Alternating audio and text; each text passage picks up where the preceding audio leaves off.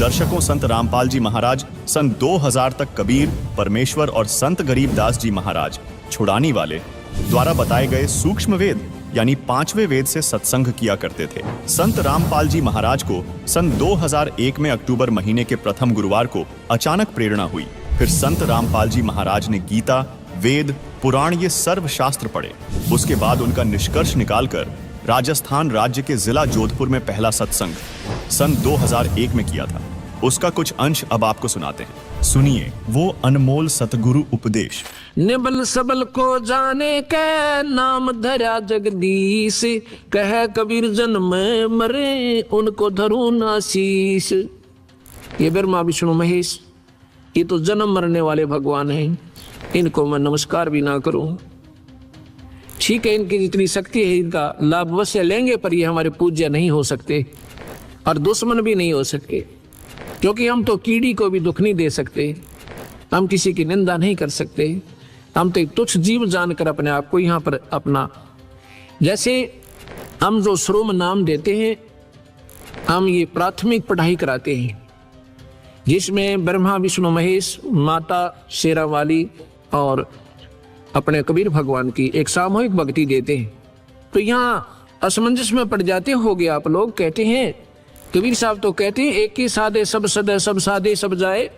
तो एक ही साधना तो नहीं बनी, 5-6 दे दिया आपने तो मंत्र हमें। यहाँ आपने सोचना होगा थोड़ा, जैसे जो पति भरता पति से राती आन पुरुष नहीं भावे, जैसे पति भरता होती है पत्नी, उसमें उस सामूहिक परिवार में जेठ भी होता है, जेठानी भी होती है, देवर भी होता है, देवरानी भी होती है, और अन्य ननंद भी होती है। उनका सबका आदर करती है, उनको प्यार से बोलती है, उनका जितना, जैसे जेठ को पति पिता के समान आदर देती है, देवर को अपने पुत्र के समान या भाई के समान आदर देती है, ननंद छोटी को अपनी पुत्री के समान आदर देती है, और बड़ी को अपनी बहन के समान आदर देती है। लेकिन जो आदर पति को देती है, जो उसका समर्पण पति में है, उनमें नहीं हो सकता, ना देवर में हो सकता, ना जेठ में हो सकता। लेकिन उनके दुश्मन भी नहीं बनना है, फिर वो पति भरता भी नहीं होती जो एक दूसरे से राग द्वेष लड़ाई झगड़ा रखे। तो हम ये 5 जो मंत्र आपको प्राथमिक देते हैं, ये ऐसे है, ये हमारे परिवार है।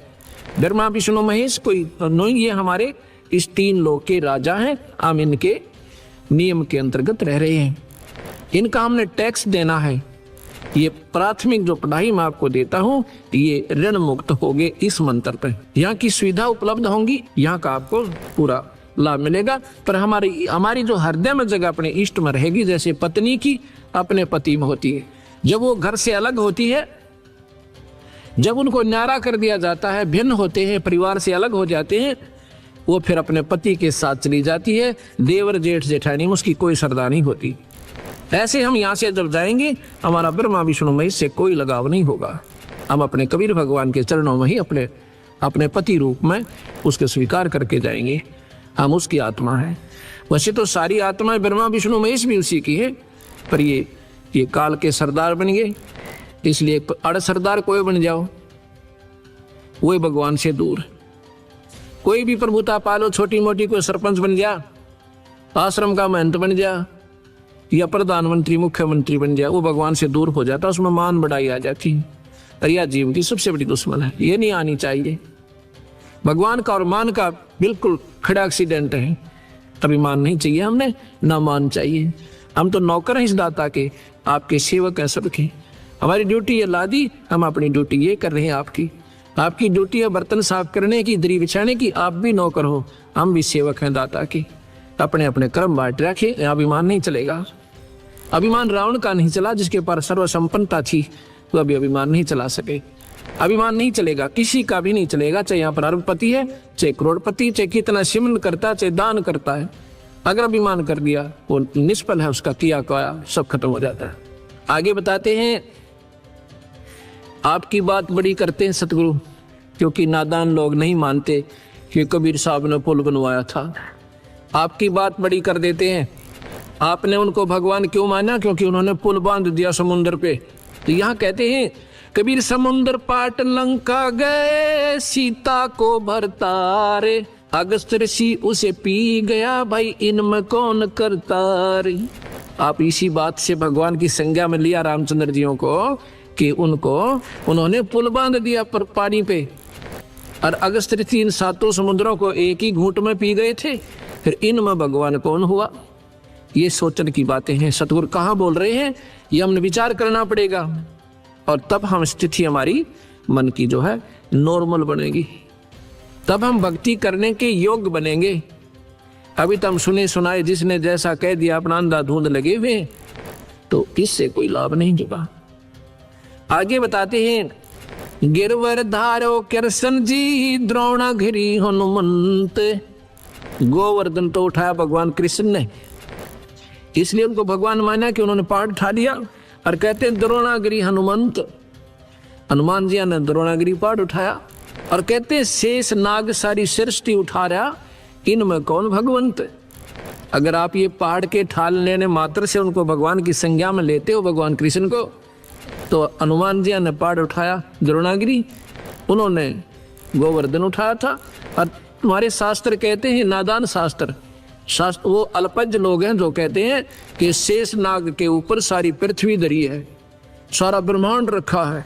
गरीबदास जी महाराज जो कबीर साहब के ज्यों के त्यों मार्गदर्शक रहे हैं, कहते हैं, कूर्म ऊपर शेष है, शेष शीश पर धौल, दौल धरतरी ले रहा, या पड़ी ज्ञान की रोल।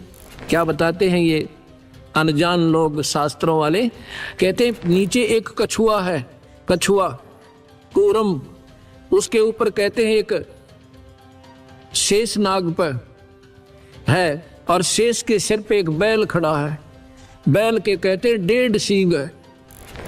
जब ये पृथ्वी में भूकंप आता था ना, कहते हैं वो अपने सींग को चेंज करता है बैल, और तब ये कंपन आती है, भूकंप आता है।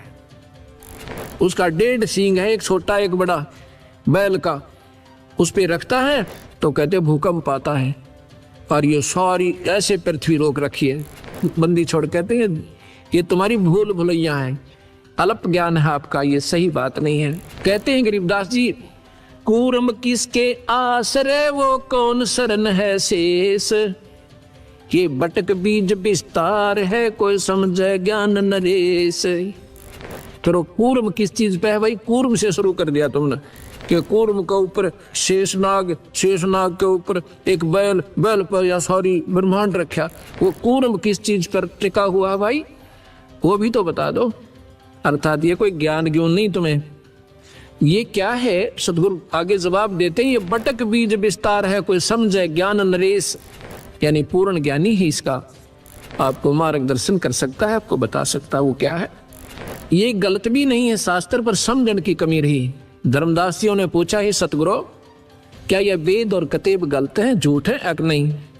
वेद कतेब झूठे ना भाई, और नहीं समझे झूठे हैं भाई। जिनको समझे नहीं वो झूठे, उनको सही ज्ञान नहीं था।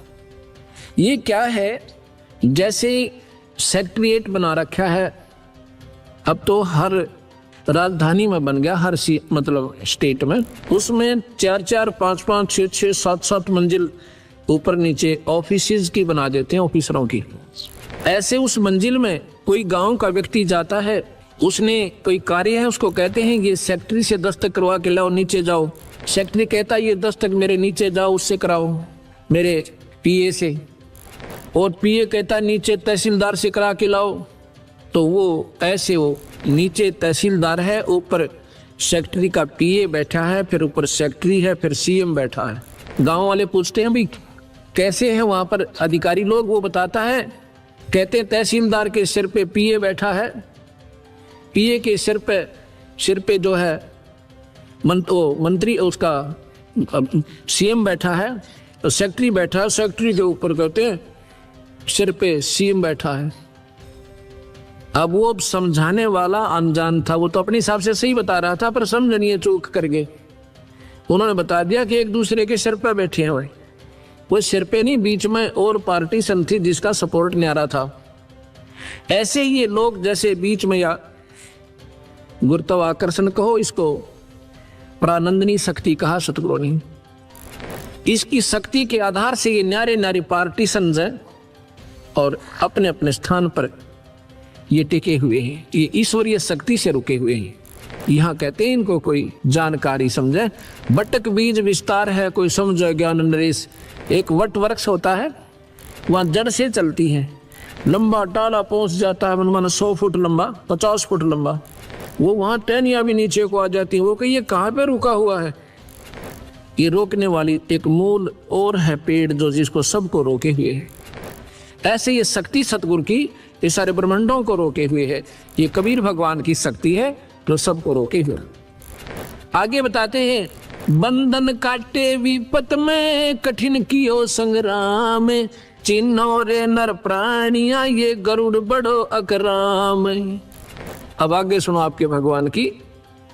कहते हैं एक बार एक ने साधना कर रखी थी नाग देवता की, उसने कहते हैं नाग फांस एक उसको शस्त्र दे दिया था। उसने वो नाग फांस शस्त्र छोड़ दिया जिससे भगवान राम को भी ऐसे बांध दिया जैसे रस्से से बांध देते, नीचे ना हाथ, और उन सर्पों ने जाकर के उनको ऐसे जकड़ दिया, सारी सेना को बांध दिया और भगवान एक जड़ की तरह खड़े हुए हैं रामचंद्र जी।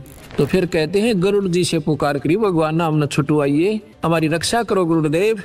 जब गरुड़ ने जाकर वो नाग जो है ना खाए, वो बंधन काटे, जब राम मुक्त हुए, अब बंदी छोड़। कहते हैं चीनो रे नर प्राणिया, यो गरुड़ बड़ा राम, ये भगवान राम बड़ा हुआ कि ये गरुड़ जी बड़े हो गए उससे। ये भगवान है पर ये पूर्ण नहीं है, ये 3 लोक के ईश्वर हैं। और ये जो कथाएं हैं भाई, ये काल के अधीन है। ये काल भगवान है यहाँ का, सारी सृष्टि का 21 ब्रह्मांड का उसके पास रिमोट कंट्रोल है और वही सबको नचा रहा है, वही कर्म करवाता है, वही जीव को फिर इसमें कर्मों में ही बांध कर और नचाता है। अब आप देखिएगा, एक समय की बात है, भगवान रामचंद्र जियों की पत्नी को रावण ने उठा लिया था और भगवान को मालूम नहीं कि उसकी पत्नी ने कौन उठा ले गया। ये मत समझना भक्तजनों कि मैं भगवान राम का या कृष्ण का एक द्रोही हूँ या उनकी निंदा करता हूँ। ये सच्चाई के आधार पर आपको तुलनात्मक बताना पड़ रहा है, इसलिए मैंने जिक्र करना पड़ रहा है, क्योंकि ये श्रेष्ठ ज्ञान भी हमारे समाज में नहीं आया। 3 लोग का भी अगर सही मार्गदर्शन हो जाए तो कबीर साहब की भक्ति 2 मिनट में सारे संसार का समझ में आ जाए। इसलिए हमने ये 0 से शुरू करनी पड़ रही है। इसलिए थोड़ा सा नए व्यक्तियों को ऐसा लगेगा कि महाराज जी शायद भगवानों के निंदक हैं, बिल्कुल नहीं। ज्यों की तो जो कह दी जा वह निंदा नहीं होती, उनके बारे में झूठ कपट मिलाना वो निंदा कहलाती है। भगवान राम को मालूम नहीं है कि सीता को कौन उठा ले गया, तो हम ये मन में प्रश्न आता था, किसी से पूछते थे जब हम कबीर पंथी नहीं थे। मैं तो सन 1988 में ये नाम लिया और सन 1993 के लास्ट में, यानी लगभग 9वें महीने में, सितंबर में, गुरुदेव ने ऐसे तुरंत बुलाकर, 110-12 साल की आयु थी मेरे गुरुदेव की उस समय, और मैं तो अपना नौकरी करता था, बुला करके मुझे कहा कि आज के बाद तू नाम देगा। मेरे सिर पे हाथ धर दिया, मेरा पसीना आ गया सारे शरीर में कि मैं 2 कौड़ी का जीव और इतने पवित्र परमात्मा की मैं कैसे महिमा गा पाऊंगा। तो मैं उनकी आंखों से तरफ देख रहा हूं, वो भी जान गए कि ऐसा है, ऐसा महसूस कर रहे हैं। कहता मैं तेरे साथ रहूंगा, घबराइए मत ना, और सतगुरु की शक्ति आपके सिर पर रहेगी। जब मुझे थोड़ा सा हौसला हुआ, उसके बाद ये मैंने सन 1994 से प्रचार शुरू किया। उसके 94, 95, 96, 97, 98, 99, 2000, अब 2001 हो गया। अब ये 7-7.5 वर्ष में 1.5 लाख नई कबीरपंथी संगत हरियाणा जैसे राज्य में, 1.5 लाख 7 वर्ष में। क्योंकि आज कोई नादान नहीं है दुनिया, सब समझते हैं 2 रोटी खाते हैं और शास्त्र सबके पास उपलब्ध। इनको पढ़ के देखो, ये मत समझना कि मैं शास्त्रों का बोझ मरता हूँ, इनको उठाए फिरता हूँ, नहीं। ये तो आपके लिए कोई आकर खस्से और कहे जी आप झूठ बोल रहे हैं, ये शास्त्र उठा के दूंगा, ये पढ़ ले वीरा, मेरे से पीछे बात करना, ये आपके शास्त्र हैं। एक अंधा था, वो लालटेन लिए फिरे, अंधेरे में लालटेन ले रखी उसने हाथ में। बच्चे आ जाते हैं कि बाबा, वो कहता भाई देखना देखना मुझे दिखाई नहीं दे रहा है। वो बच्चे कहते हैं बाबा तू लालटेन किस लिए ले रहा जब तूने दिखता ही नहीं। कहता है आप आंखों वालों के लिए, कहीं मेरे में टक्कर ना मार दो तुम। ये लालटेन इसलिए ले रखा है तुम आंखों वालों के लिए, कहीं मेरे में टक्कर ना आ मारो। ये लालटेन रखी है मैंने, कोई मेरे से ना खसे, इनको पढ़ो अपनी चांदना हो जाएगा अपने आप ही। तो प्रसंग जो चल रहा था, भगवान राम जो है हाहाकार मचा रहे हैं, पक्षियों से पशुओं से पूछ रहे हैं मेरी सीता देखी, मेरी सीता देखी है। तो हम क्या करते थे, किसी से पूछते थे कि भगवान होकर के ये क्यों रो रहे थे, और क्या उनको मालूम नहीं था कि सीता कहाँ गई। फिर भगवान कैसे, मन में क्या नहीं करते कैसे थे, क्योंकि हम डरते थे कहीं पाप ना लग जाए। लेकिन शंका आती थी तो ऐसे कैसे, क्या भगवान को तो मालूम तो होगा। तो जो हमारा मार्गदर्शक होता था वो कहता नहीं, वो तो लीला कर रहे थे, यहां लाकर छोड़ देते थे, वो तो लीला कर रहे थे। हम स्वीकार कर लेते थे कि लीला कर रहे थे, किस लिए कि 33 करोड़ देवता रावण ने बंद कर रखे थे अपनी कैद में। जिन देवताओं की आप पूजा करते हैं उनको तो रावण ने बांध के कैद में डाल रखा था, और इन ऐसाओं की तुम पूजा करते हो। भक्तजनों, ये बहन बेटियां भाई, क्योंकि हमारी पूजा ही ढंग की नहीं है तो हम पाएंगे क्या। नास्तिक होता जा रहा समाज, भगवान का गुण मिलता नहीं क्योंकि हमारी वे ऑफ वर्शिप ठीक नहीं है, हमारी पूजा की विधि ठीक नहीं है। अब अब सतगुरु के ज्ञान की रोशनी में अब हमें दिखाई देने लगा सही कि वो लीला नहीं कर रहे थे, उनको ज्ञान ही नहीं था। लीला किस लिए करते थे कि 33 करोड़ देवता उसने छुटवाने थे भगवान ने। ये तो मान लेते भी लीला कर दी, सीता उठा ली, माता को उठाया, फिर लीला की आवश्यकता कहाँ रहेगी। बहाना बन गया था, जाते गर्दन दबोच देता जा करके। अगर बहाना ही बनाना था तो इतना बहुत था। फिर सीता कौन है, जैसे किसी की भैंस गुम हो जा या बकरी गुम हो जा, उसको ढूंढने कोई पूर्व दिशा में, कोई उत्तर दिशा में, कोई दक्षिण दिशा में, और किसी ने पा जा, कोई मुझे वहां मिल गई। ऐसे हीट एंड ट्रायल मेथड से सीता ढूंढी गई। हनुमान जी छलांग लगा के समुद्र पार कर गए, वहां सीता को ढूंढा और खोज के जब राम जियों को बताया। ये लीला नहीं थी, ये तो मजबूरी थी, उन्हें ज्ञान ही नहीं था। इतना समय नहीं लगाते लीला में, पत्नी को तो और उठा ले जा, वहां लीला करता रहे पीछे से भगवान या कोई भी पति। वो भगवान ऐसा है थे क्योंकि इस काल के हाथ में रिमोट कंट्रोल है। जो 1000 भुजा का भगवान है, ये ब्रह्मा विष्णु महेश केवल 4 भुजा के ही, और कबीर साहब असंख्य भुजा के, बिना गिनती के। 4 भुजा का प्रतीक समझो, 4 हॉर्स पावर। ये 4 हॉर्स पावर के समझो। इनकी माता है वो 8 हॉर्स पावर की है, उसकी 8 भुजा है। इनके पिता हैं 1000 हॉर्स पावर के, समझ लो। एक कंपेरेटिव एग्जाम देता हूँ आपको, एग्जाम्पल देता हूँ। और कबीर साहब पावर हाउस समझो, वो थर्मल प्लांट जहाँ से बिजली मैन्युफैक्चर होती है, बनती है। असंख्य भुजा है उस मालिक के, जहाँ से सारी शक्तियाँ बाहर आती है। दर्शकों, संत रामपाल जी महाराज के इस अनमोल उपदेश के अंश मात्र से हिंदू धर्म में श्रेष्ठ माने जाने वाले देवताओं की सामर्थ्य शक्ति की जानकारी प्राप्त हुई कि ये कितने समर्थ है, जबकि कबीर परमेश्वर सर्वशक्तिमान है।